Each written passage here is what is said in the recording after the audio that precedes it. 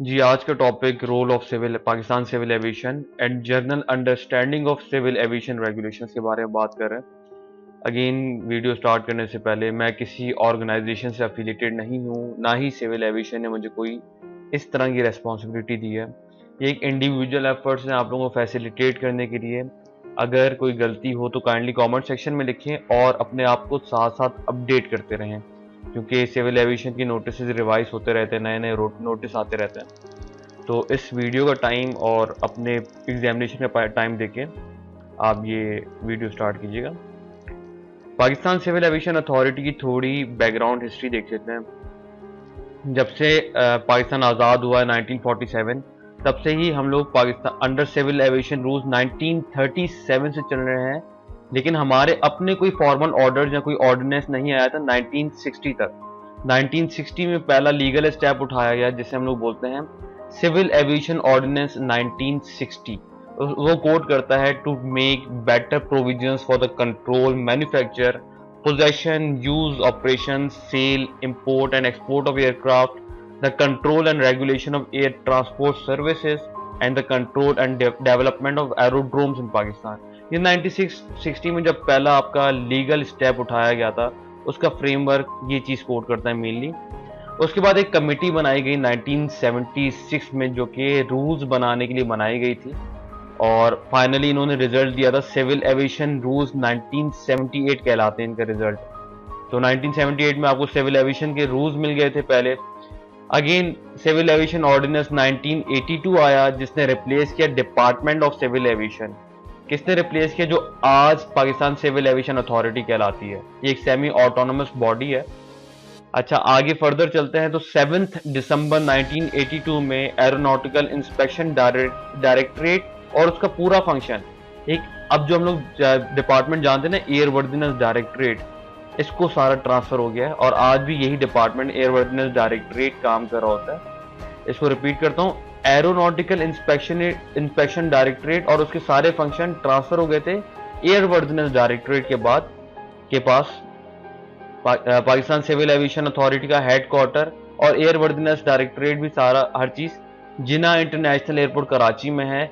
और अगर आपको एयरवर्दीनेस फील्ड ऑफिसर्स की डिटेल्स चाहिए तो एयरवर्दीनेस नोटिस नंबर 31 में मौजूद है। पाकिस्तान सिविल एक सेमी ऑटोनोमस बॉडी है, ये अपने सारे पावर्स और अपने सारे फंक्शंस खुद परफॉर्म कर रहा होता है।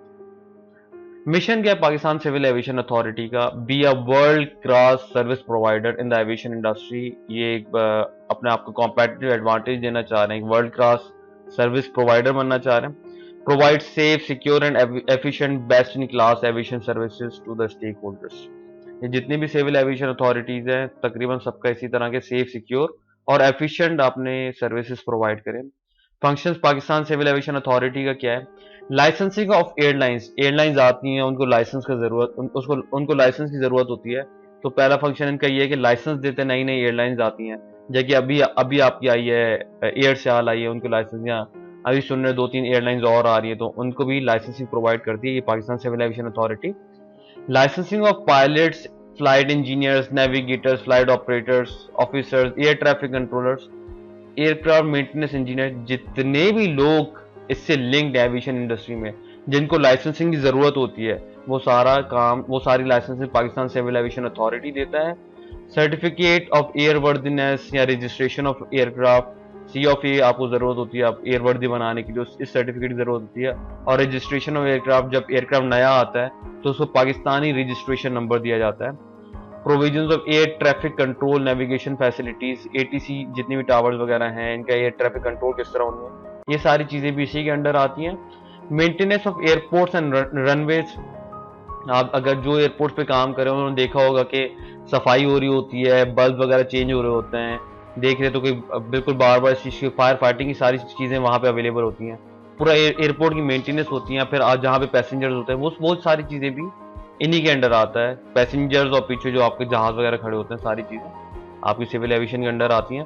प्रोविजंस ऑफ फायर एक्सटिंग्विशन और rescue facilities, fixation of domestic tariffs भी सिविल एविएशन डिसाइड कर रहा होता है। Assist IATA in fixation of international tariff, make bilateral agreements, हमारा किसी और कंट्री के साथ कोई एग्रीमेंट हो रहा है तो ये सारी चीजें सिविल एविएशन पे किस तरह होती हैं ये सारी चीज़ें, पाकिस्तान सिविल एविएशन देख रहा होता है। The authority is responsible for promotion, regulation and control of civil aviation activities. जितनी भी एक्टिविटीज हो रही है सिविल एविएशन की, इसी पर अथॉरिटी है कि किस तरह रेगुलेट करना और किस तरह कंट्रोल करनी है सारी एक्टिविटीज।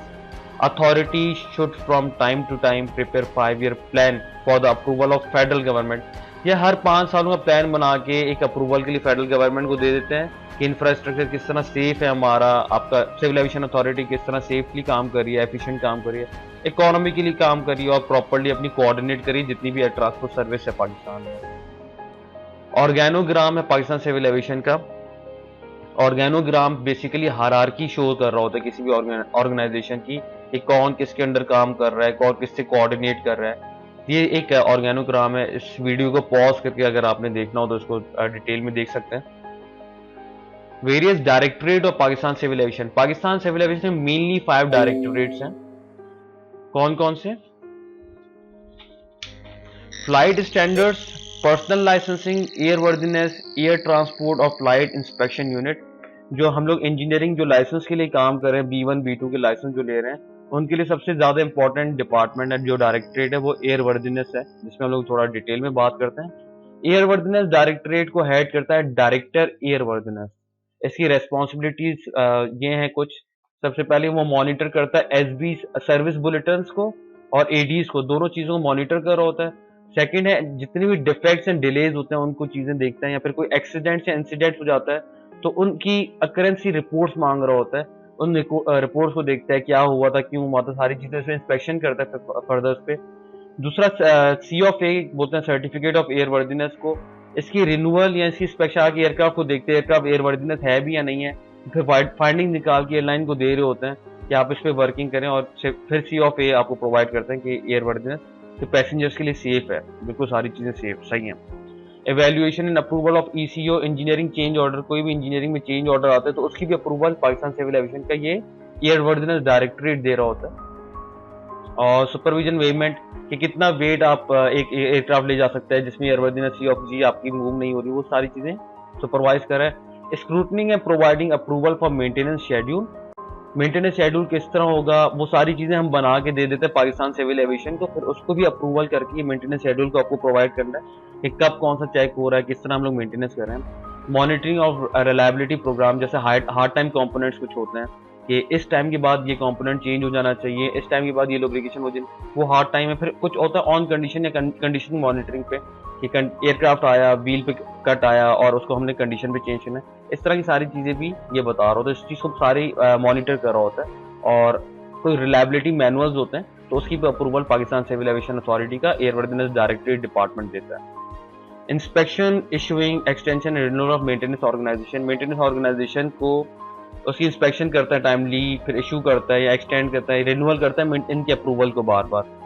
AME लाइसेंस, जो आपकी एयरक्राफ्ट मेंटेनेंस इंजीनियर्स लाइसेंस या PC प्रोफिशिएंसी सर्टिफिकेट की एप्लीकेशन, वो उसकी स्क्रूटनी भी करते हैं और बाद में ये लाइसेंस प्रोवाइड करने का भी काम एयरवर्दीनेस डायरेक्टरेट के डिपार्टमेंट का है। जितनी इंस्पेक्शन आपकी स्टोरेज होती है, रिफ्यूलिंग है, इनकी सारी आपकी रिक्वायरमेंट है, ये भी देखता है कि आइदर एयरलाइन इस रिक्वायरमेंट को के साथ कंप्लायंस कर रही है नहीं कर रही, जितने रूल्स एंड रेगुलेशन या SOPs हैं वो फॉलो कर रही है नहीं कर रही। तो और फर्दर इस पे मॉनिटर करता है कंपनी अप्रूवल एग्जामिनेशन किस तरह कंपनी ले रही है, 147 से ले रही है, क्या कर रही है, उसको भी एयरवर्दीनेस डायरेक्टरेट देखता है। जो ड्यूटीज एंड रेस्पॉन्सिबिलिटीज देखी हुई है हमने लिखी हुई यहाँ पे डायरेक्टरेट की।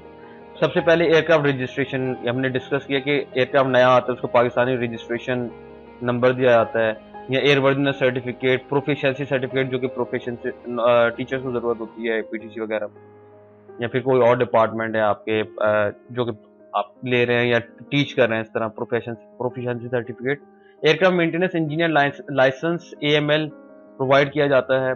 वेट लीज एयरक्राफ्ट की क्लियरेंस देते हैं, concession grant, engineering change order approval, extending range operation manual, ये सारी चीजें जितनी भी आप यहाँ पे देख रहे हैं ये सारी चीजें एयरवर्दीनेस डायरेक्टरेट की ड्यूटीज और रेस्पॉन्सिबिलिटीज के अंदर आ। मेंटेनेंस शेड्यूल के अप्रूवल के हमने पीछे बात की कब शेड्यूल टास्क होंगे, कब अनशेड्यूल्ड के लिए, अगर कोई ग्राउंड कर रहे हैं जहाज तो क्यों कर रहे हैं। यहाँ तक का आज का टॉपिक था 10.2 civil aviation, Pakistan civil aviation authority के बारे में बेसिक सी information. Thank you so much. उम्मीद है आपको क्लियर हुआ होगा, ना क्लियर हो तो कमेंट सेक्शन में प्लीज नेक्स्ट वीडियो में इंशाल्लाह मिल